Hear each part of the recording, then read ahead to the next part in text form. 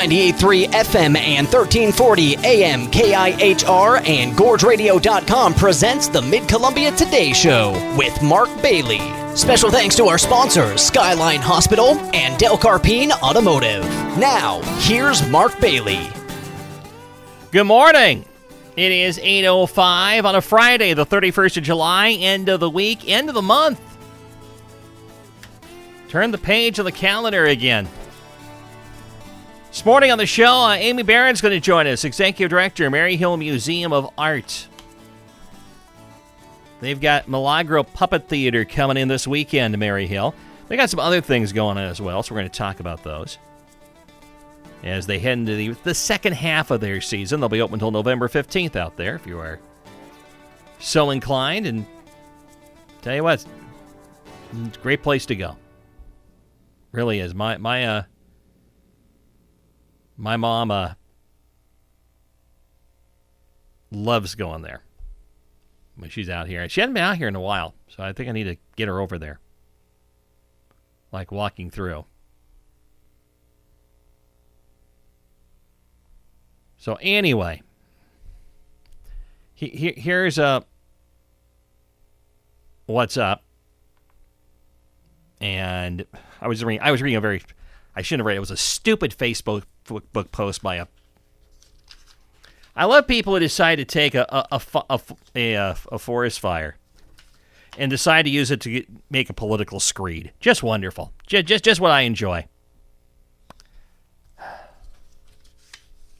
And using it by calling, rather than making rational arguments, reasoned arguments, which there are many you can make, both ways regarding wildfire and what we should do for clearing, etc. But when you start, when you just start calling people names, your argument is no longer worth reading. So I stopped. You know, if you can't do this in a responsible manner, it wasn't to me, by the way. It was just, if you can't do that in a responsible manner, well, then go back to listening to the talk shows you're listening to. As I get older, I have no patience for this. I'm just, as I get older, I'm getting less and less patience. What was I going to do here that was actually worthwhile? Oh, I know what I was going to do. What this day has meant and what it means, at least to some people. 1715, a fleet of Spanish ships carrying gold, silver, and jewelry sank during a hurricane off the East Florida coast.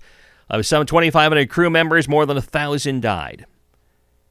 1945, Pierre Laval, premier of the pro-Nazi Vichy government in France, surrendered to U.S. authorities in Austria. He was turned over to France. They tried and executed him. 1957, the Instant Early Warning Line, a system of radar stations designed to detect Soviet bombers approaching North America, went into operation. 1964, the U.S. lunar probe Ranger 7 took the first close-up images of the moon's surface. 1971, Apollo 15 crew members David Scott and James Irwin became the first astronauts to use a lunar rover on the surface of the moon. 1972, vice presidential candidate Thomas Eagleton withdrew from the Democratic ticket with George McGovern following disclosures that Eagleton had received electroshock therapy to treat clinical depression. 1991, President George H.W. Bush and Soviet President Mikhail Gorbachev signed the Strategic Arms Reduction Treaty in Moscow. This day in 2012, at the Summer Olympics in London, swimmer Michael Phelps won his 19th Olympic medal, became the most decorated Olympian of all time. He would finish his career with 28 total Olympic medals, 23 of them gold. And in 2020, a federal appeals court overturned the death sentence of Dzhokhar Tsarnaev in the 2013 Boston Marathon bombing, saying the judge who oversaw the case did not adequately screen jurors for potential biases. The Supreme Court would later reimpose the sentence. Days for today. It's World Ranger Day. We're saluting our park rangers out there and forest rangers, etc. Folks are on the ground, and they deserve our appreciation. It's National Get Gnarly Day today. Apparently what they mean by this is it's a time to shake off the old ways and adjust to new ways of doing things. It is National Mutt Day today. We celebrate the mixed breed dog. Great dog. If you're looking for a mutt, check out Hood River Adopt-A-Dog or the Columbia Gorge Humane Society. Hood River of the Dalles, or they can hook you up probably with a wonderful companion.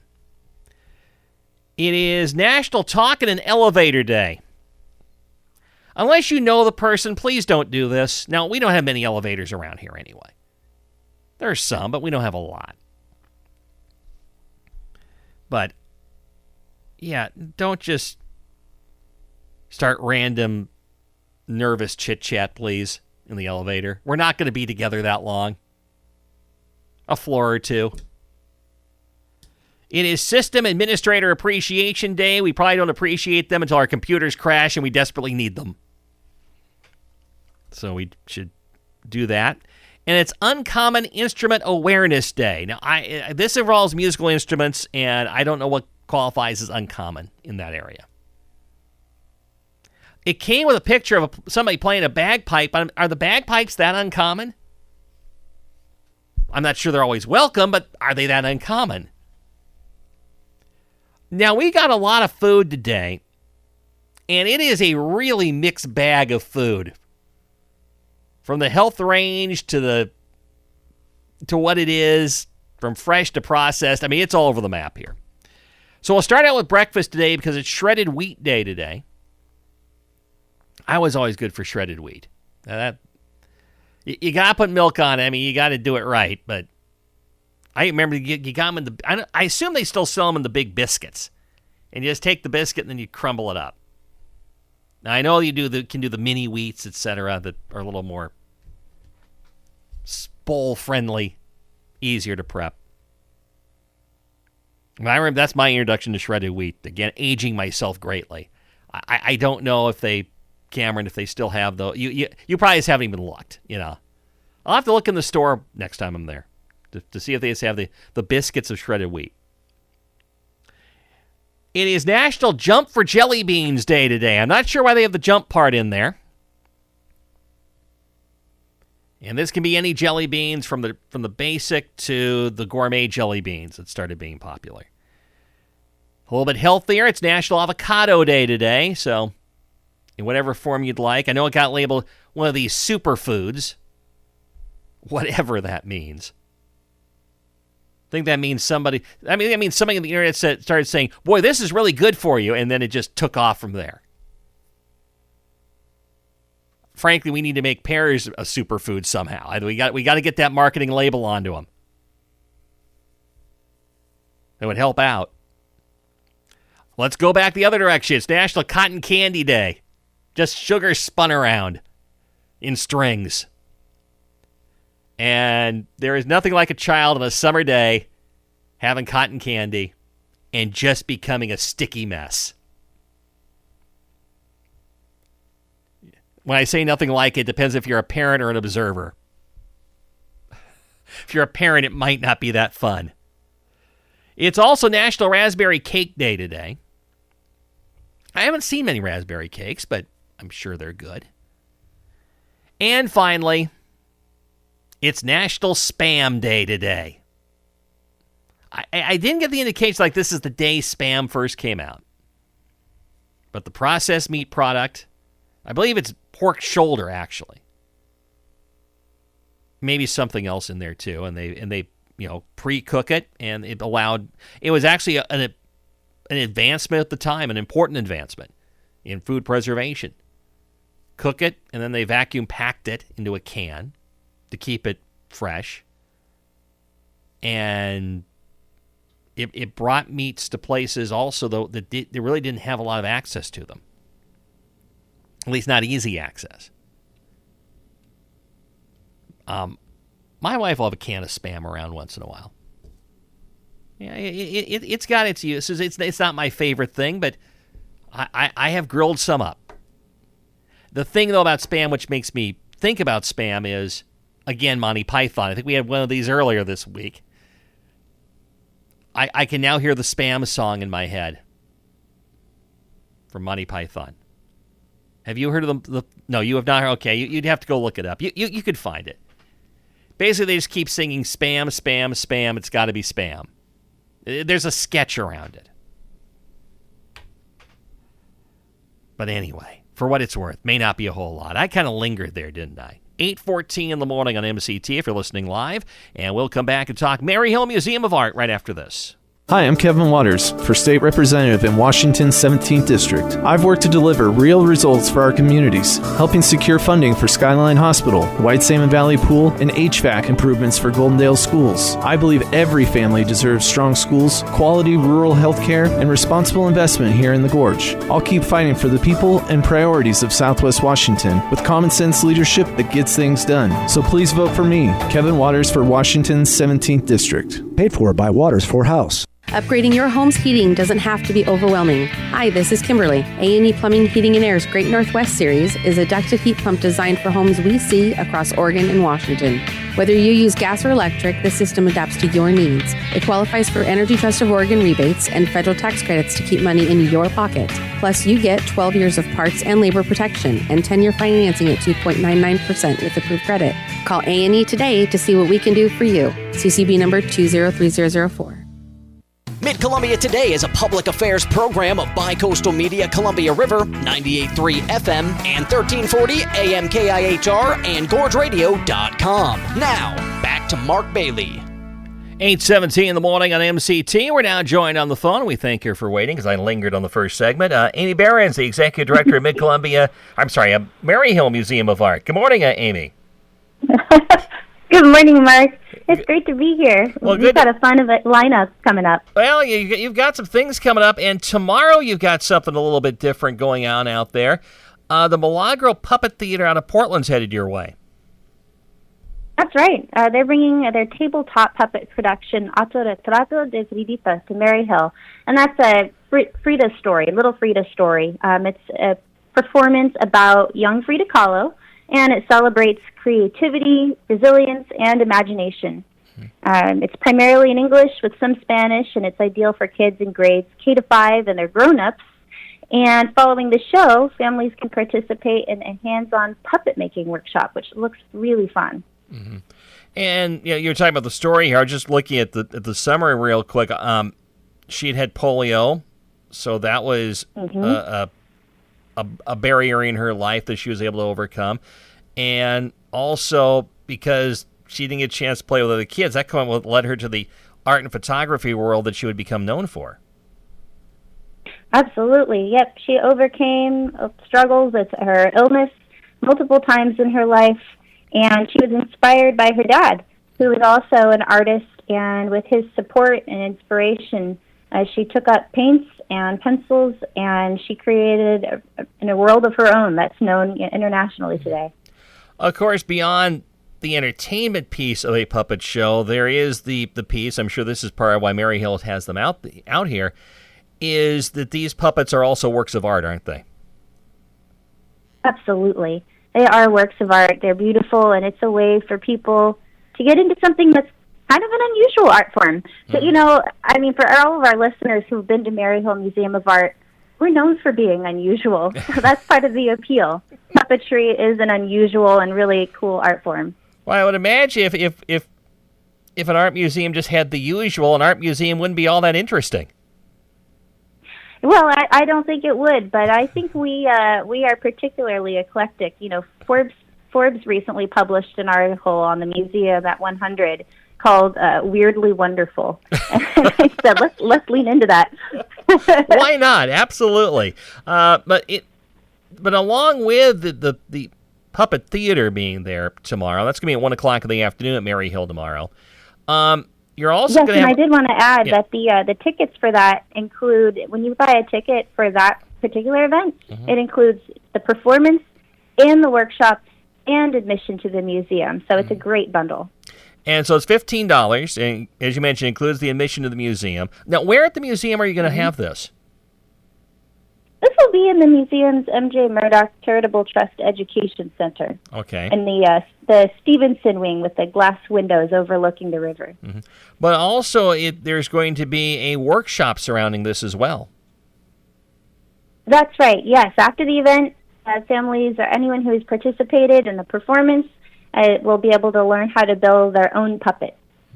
So, again, that's going to be tomorrow, 1 o'clock in the afternoon at Mary Hill. And, again, $15. You can get your tickets at maryhillmuseum.org. Also coming up, we should note a few things are going to be taking place at Mary Hill. First of all, for the educators out there, starting, I believe, actually tomorrow, you've got the Educator Free Weeks coming up. That's right. This is a fantastic program that we've been part of with several other cultural organizations in Oregon and Washington for, I think, 3 years now running. But Educator Free Weeks is free admission to Maryhill Museum of Art and its other participating cultural institutions for 2 weeks from August 1st through 16th.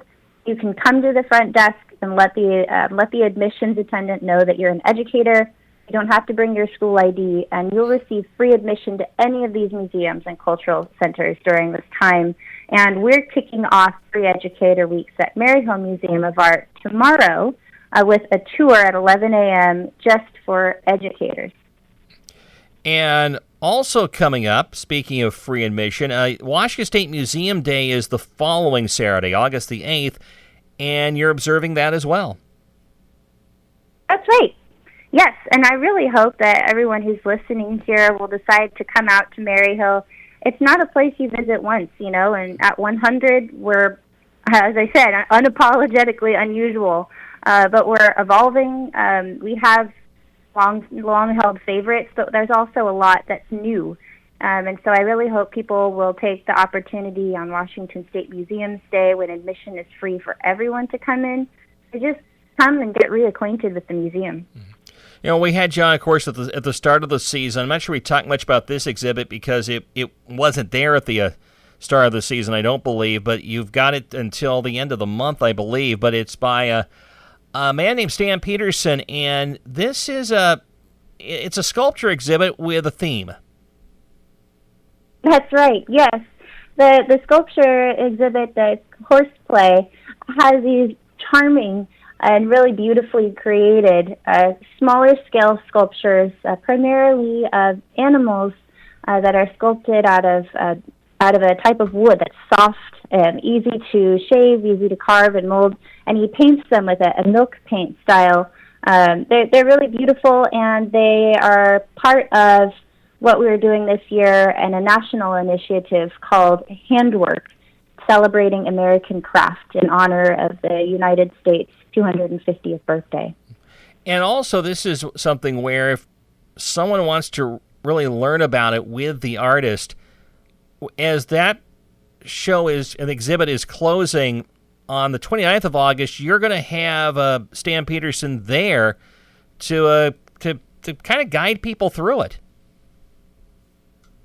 Yes, it's wonderful to have a living artist to talk about their work at the museum, so we're excited to welcome Stan to give visitors an insight into the how and why as his creative process. That's going to be on August 29th at Maryhill Museum at 3 o'clock in the afternoon. That's when that exhibit will be winding down at Maryhill. Some of the things that are coming up, though, also a little further down the road in September. We talk about 100 years of Maryhill. Well, you've got your centennial celebration on the 19th of September, and I know you got a lot planned out there. Yes, we do. It's going to commemorate the 100th anniversary of the dedication of our museum by Queen Marie of Romania, one of the most celebrated events of its time, not just for Maryhill, but for the Pacific Northwest and really the United States of America. And so we want everyone in the Columbia Gorge to come and join us for this free public celebration, which will include a centennial program with dancing and music, entertainment. You've got to try Romanian food and beverages, and there are food and beverages from Lois, the Museum Cafe, arts activities, family crafts and games, talking about Queen Marie and the museum's history.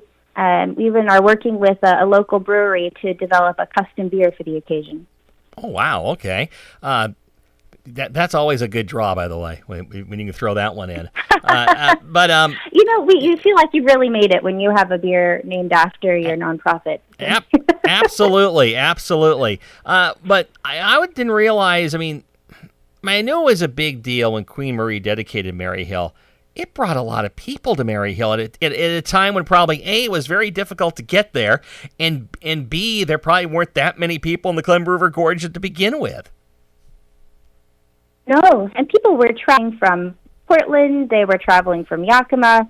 It was a long and arduous journey, and in 1926, the Sam Hill Memorial Bridge didn't exist yet. The Dalles Bridge that we know today didn't exist yet. People used to have to take a ferry over, and still more than 2,000 people came for that dedication, including hundreds of school children. Wow, that's that is amazing. When you put it into the concept of the times, I mean, we're so used today. I mean, even someone in Portland getting to Maryhill is about an hour and a half or so.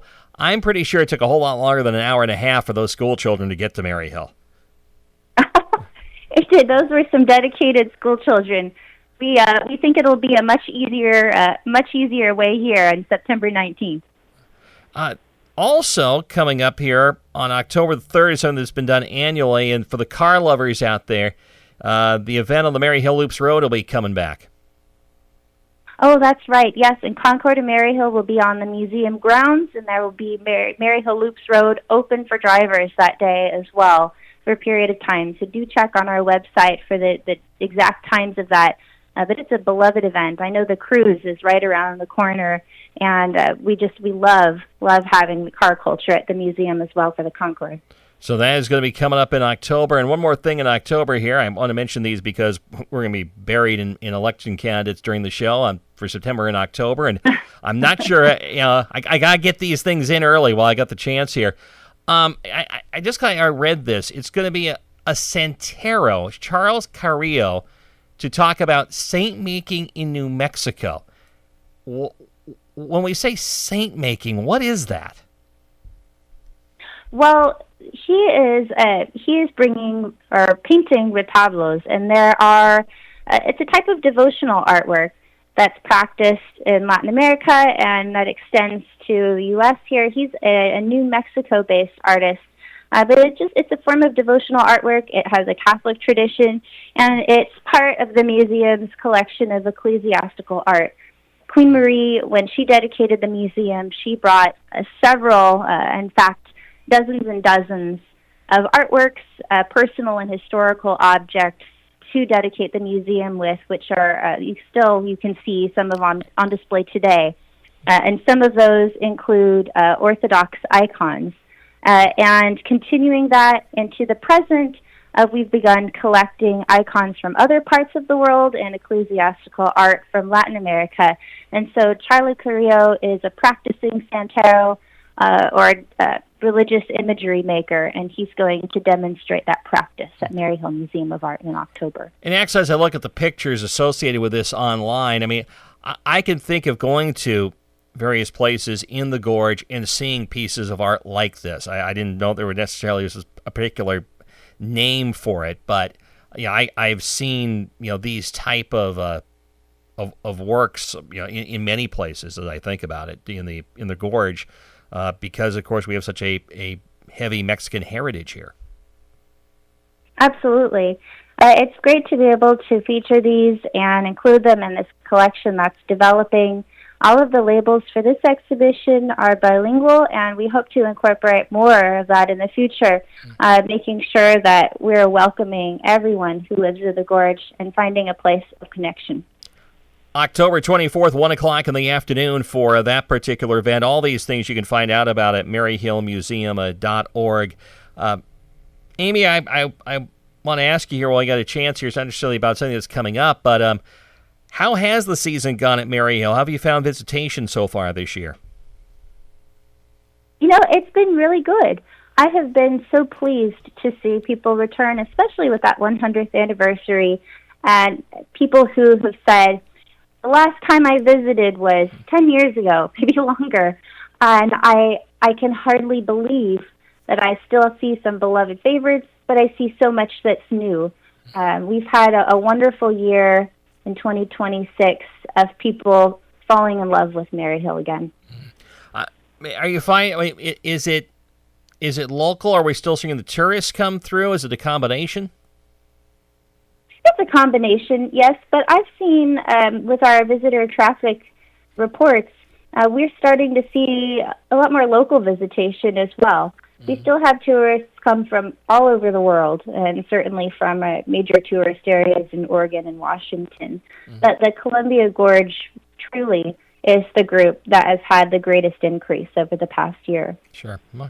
Again, Maryhill Museum of Art, Amy, for those who are not familiar, you're open every day, I believe, till November 15th. We sure are, and we hope you'll come. What are the hours? 10 a.m. to 5 p.m. daily, including all federal holidays. And I probably shouldn't assume that everybody listening to me knows where you are. Just kind of give us the general way for people to get there. You basically get on the Highway 14 at some point. Yes. You can either take Highway 84 and get off at Biggs Junction to take 97 north across the bridge and then head west on Highway 14 for about 2 miles.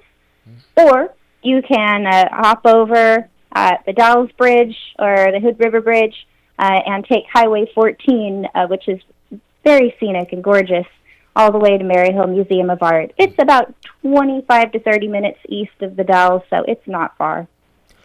Amy Behrens from Maryhill Museum of Art, Executive Director. Amy, thanks for doing this again this morning. We appreciate it. Thank you, Mark, for having me on. I'm glad to share. Take care. Take care. It's 8:32 in the morning on MCT. When we return, we'll take a look at the news right after this.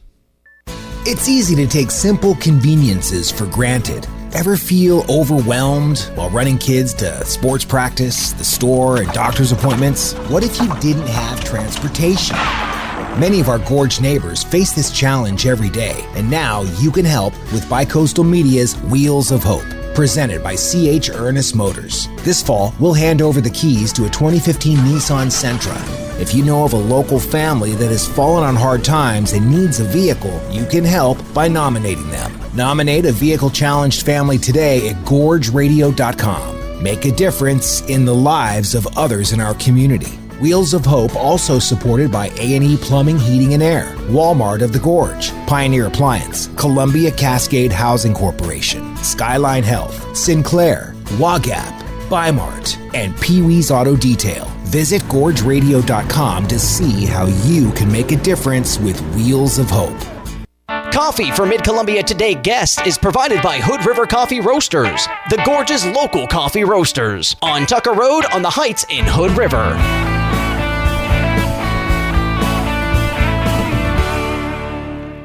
8:34 in the morning on Mid-Columbia Today. Take a look at what's in the news. Washington Congressman Dan Newhouse is urging the Trump administration to make changes to the H-2A agricultural guest worker program, saying delays and outdated regulations are hurting farmers and ranchers across the country. Newhouse led a letter signed by 6 Republican senators and 10 representatives of the Departments of Labor, State, and Homeland Security, calling for faster visa processing and regulatory reforms to help agricultural employers fill critical jobs. The lawmakers say lengthy processing times are delaying workers needed for planting and harvest, while current rules leave year-round livestock and dairy operations unable to use the program because it is limited to seasonal work. The letter also asks federal agencies to create a faster track for employers and returning workers with strong compliance records, provide clearer wage guidance, and allow greater flexibility for employers to update approved job sites.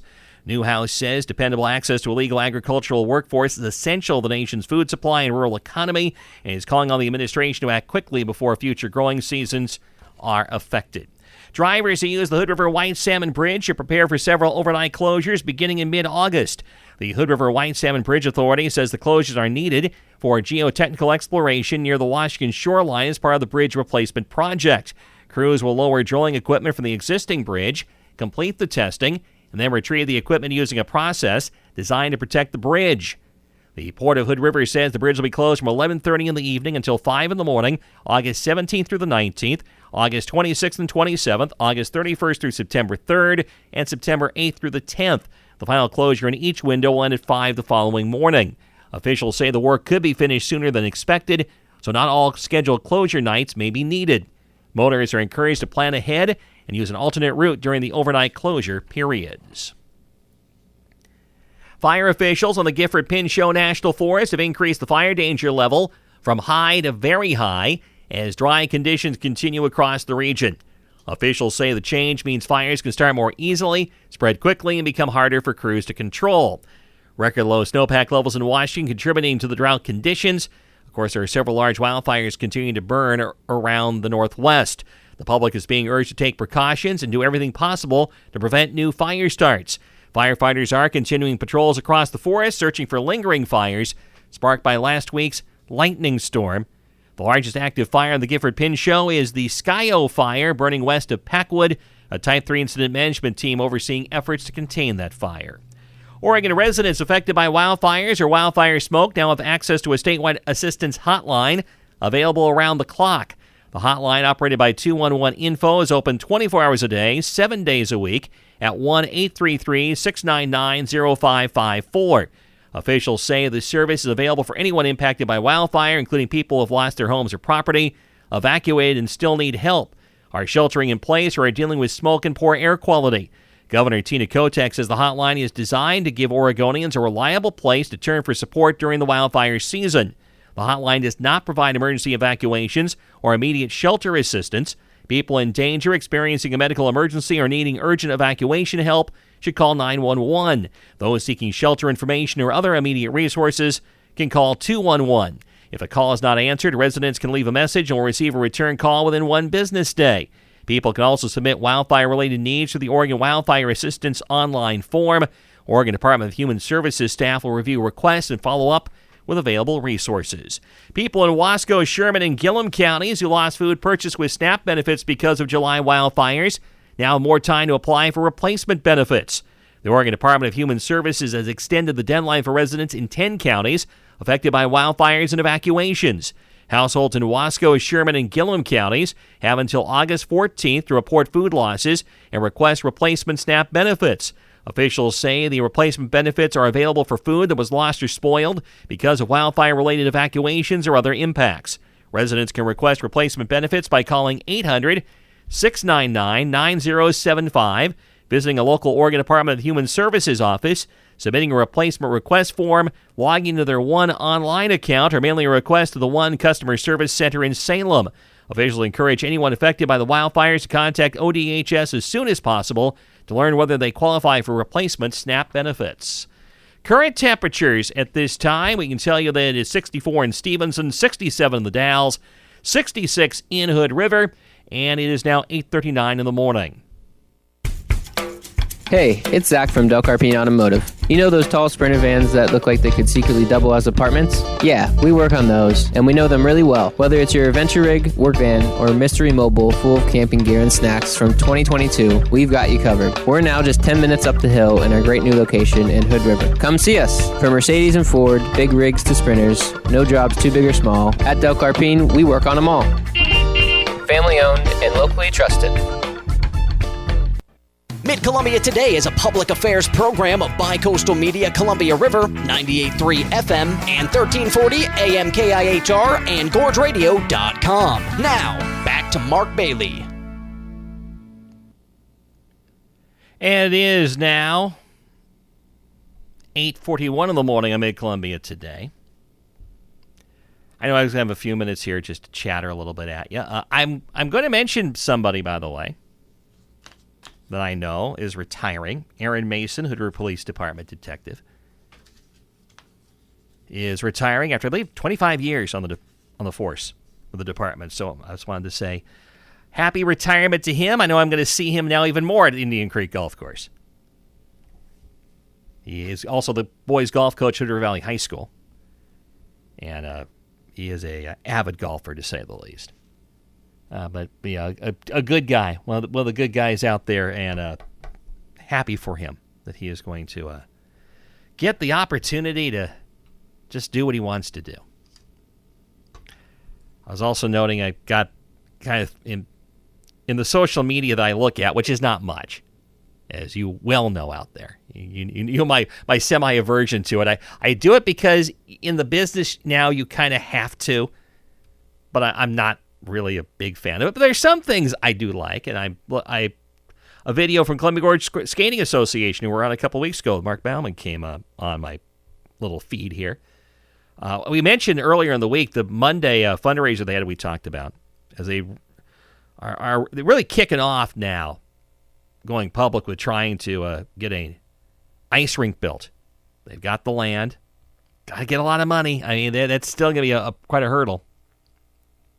But they sold out that event at the Ruins. I'm just looking at some of the activity that was going on there. I couldn't make it out there. I was just back from vacation, and so you're swamped, as I've talked about on the show before.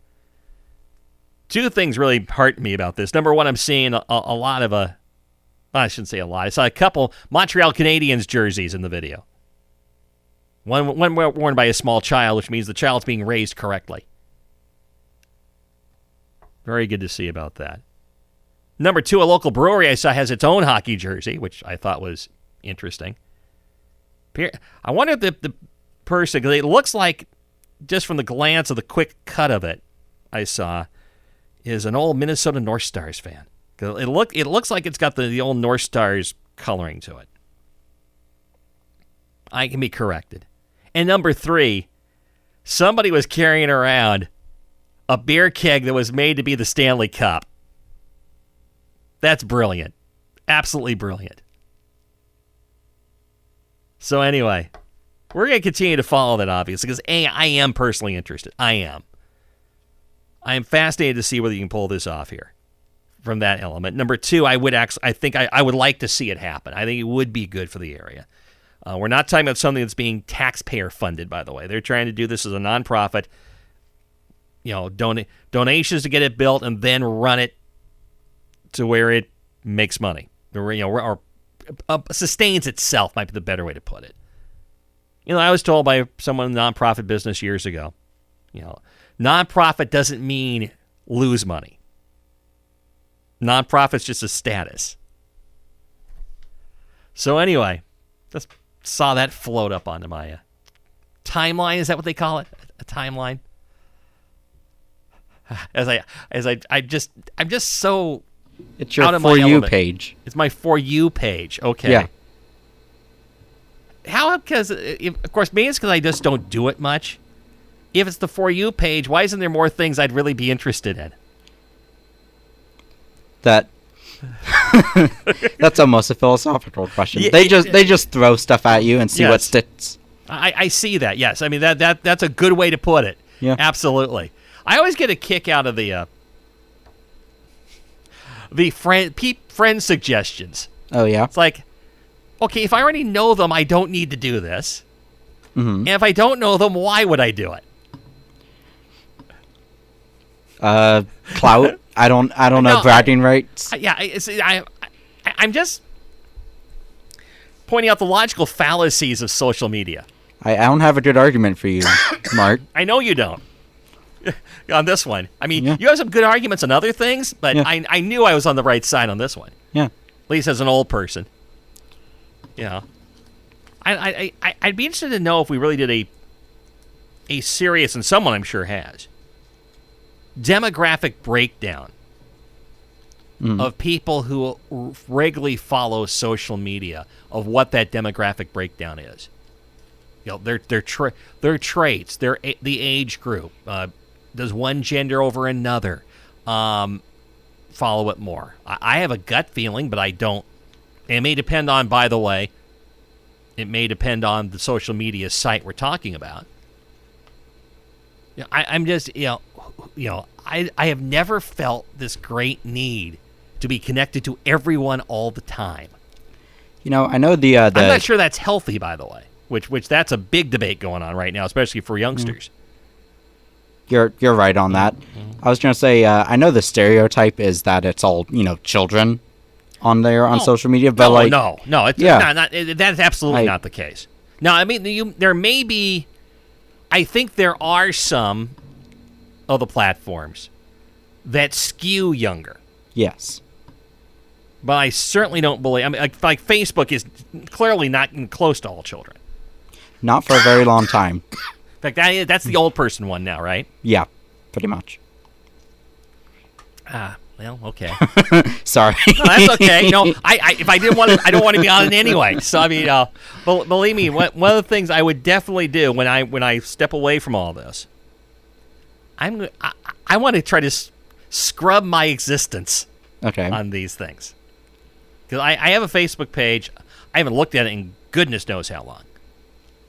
Myself, I just don't care. Right. If people who know me, they can contact me. I'm available. Okay, let me ask you this. The one I actually did do a little bit of. The former Twitter. Yes. Now X, which I've quit looking at that for various reasons. That because a lot of journalists use that. That was also how a lot of them breaking news. I know there are different ones of these, but that one's tended to me to skew more male and more older as well. Would that be accurate? And again, I think you probably are far more in touch with this than I am. You know, I haven't used X that much actually. Yeah, but I haven't looked at it in a long time. Probably. X almost feels more what's the word? Professional. And when I say that, I mean, I think it was. Yeah, like it a lot of companies have, official X accounts, and they use that to to tell information. Well, we do. We just haven't used it in a long time. I'm not sure it was worthwhile. I suppose it would be more male. I guess I haven't. It was heavy on the sports side. I mean, but that was also what I was interested in. Right. The problem is that's your For You page when ownership changed hands, quite bluntly. It just you started getting a lot of other stuff that you did not care about. Right. It was being hoisted upon you. Yes. And I'm just like I don't need this. I don't need to see this. I don't in know my life. anyone who needs X, to be honest. Okay. Now I'm gonna ask it as a younger person the serious question, because we have seen places. There have been countries, Australia most notably, but others are taking this up, and this is being debated in this country at the state level, especially. That basically is banning social media access to for pick your age, kids. Yeah. I think 16 seems to be the common number, but you could put it wherever. And my thought is that even realistic at this point? Is it realistic? Maybe, maybe not. Because, of course, kids can just lie about their age. Right, well, online, that's number one. Which is... And number two, I imagine they are frankly more... And, this isn't... This was true, I think, 2 decades ago, probably not nearly as much now. Yeah. But oftentimes the kids knew far more how to operate the stuff than the parents did. I'm not sure that's the case anymore, but 20 years ago, I think that was a real... Yes, true statement. I just don't know, once the genie's out of the bottle, you can put it back in with kids. And also now you start getting to the argument of, okay, are we lumping in? It's like any tool. It can be used for good, and it can be used properly, and it can be used badly, and it can be used to hurt people. Any tool is like that. Should you be banning the tool, or should you be trying to eliminate the poor uses of it? And I'm not sure either are realistic in this case. I certainly agree with all the concerns about this is my biggest criticism of social media. The ability for people, well, they're keyboard warriors. They all of a sudden they'll say stuff that they would never ever have the courage to say in public, right, or to somebody's face. Never ever have that courage. And to me, those are the worst people on social media, by far. Right, is people who do that, and the damage that they inflict because of it. I just don't know how that banning it is going to do anything. I think I would support banning it more on a symbolic level at first. That's all you can do. I think is symbolic. Yeah. I'll be interested to know how effective this is with Australia. I mean, they're a good test case to watch. There's always going to be, bad actors and stuff. Yeah. But I would support the idea of having more, kid-friendly social media, because you're right. Sure. You can't put it completely back in the bottle. No. But I grew up with, games and stuff where kids could talk to each other. Right. And it was fine. Mm-hmm. It seemed good, actually. Well, I grew up with that too, except for we had to be at the house. Yeah, you had to be at the house. No, yes. I had the newfangled computers. Yes. With the keys. I see. Yeah, I didn't have those at that. I mean, I didn't personally own a computer. I was thinking of 24. Really? Yeah. I mean, it was quite a while. Maybe my wife and I bought our first PC, which would have made me 26. My wife and when we moved in together. Right. Yes, we moved in before we got married. For some of you out there who may be left to think that. But she had an Apple Mac at the time, which she used for teaching. As a teacher, that's why she had it. She actually doesn't have one anymore. She just uses a tablet. I still have a laptop. I find it easier to do a lot of things on. But we don't have a PC. But we bought a first PC when we got married. Okay. Soon after we got married, and I mean the funny part about it is, I know we got to take our break here and get out of here, but I think I've told this story before. It came with a 56K modem, and I remember vividly the guy we got at a computer shop in Tualatin. All right. That my dad knew.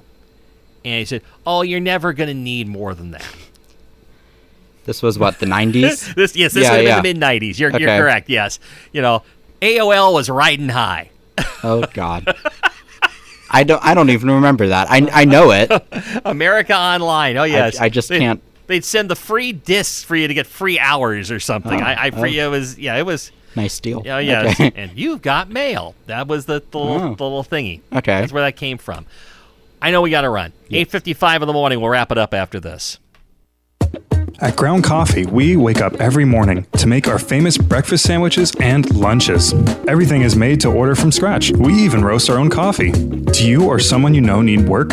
At Ground Coffee, we are hiring baristas to work with our awesome team. We pay well and the tips are great. And what I love about working here is my hours are flexible so I can enjoy life and work at a great place. Is it time for you to get back into the workforce? Because we're ready for you. Call us or stop in and introduce yourself. Ground Coffee in Hood River. Come work for us. Did you know Skyline Health in White Salmon has its very own sports medicine doc superstar? That's right, Dr. Ryan Petering trained at OHSU, cared for professional Nike athletes, and even spent more than 15 years teaching other doctors how it's done. From sporting injuries to arthritis, he's here to help you move better, feel stronger, and keep doing the things you love. Want to live life to its fullest? Step right up and visit myskylinehealth.org. Skyline Health, world-class care right here at home. Coffee for Mid-Columbia Today guests is provided by Hood River Coffee Roasters, the gorgeous local coffee roasters, on Tucker Road on the Heights in Hood River. Okay, what social media can be good for is that they will shoot out a quick little update on a fire, like the Grasshopper fire, from their official source, by the way, not from average social media. No change as far as they still do not have a containment figure yet, but they are saying this is not their regular update they'll do in a couple hours. 23,672 acres that fire has grown again. Now they have 557 people working that fire in the southern part of Wasco County and the Mount Hood National Forest. 118 engines, 21 dozers. So that's what we have on that fire, and there'll be more, I'm sure, coming out in the next little while. They'll put on our noon newscasts. On the show Monday, we don't have it firmed up yet. Hoping to have, remember we had the Hood River Valley High School solar car team, the Solar Storms here, about a month and a half ago. And they went to Texas in mid-July. We brought them in to talk about their plans for going back there with their solar car. They went in late July, did very well, we're told. And we're hoping on Monday to have the kids back and learn how it went and what the experience was like. Also hoping perhaps on Monday, and I'm not as sure on this, Hood River County Administrator Allison Williams, hoping that she can make time. They've got a work session on the operations report they got a couple of weeks ago while I was on vacation. And they got a work session on it on Monday. I forget what time, Hood River County. I believe they're in their usual spot in the administration building. And we want to just kind of learn more about what that report really said. We've hinted at it and on the outside, but they got the full report. And also, where do you go from here on this, which is part of the work session discussion? Tuesday, Cindy Thiemann, Hood River Watershed Group, and we'll talk to Youth Think's Debbie Jones. Wednesday, Mike Shend on Families in the Park, plus we'll talk The Next Door. Thursday, we'll talk OSU Extension. Friday, Dr. Mike Foss, an Alpine veterinary, talking animals. So all that coming up on the program next week. We're done for today. For Cameron Eisenberg producing, I'm Mark Bailey. Thank you for joining us. Talk to you again on Monday.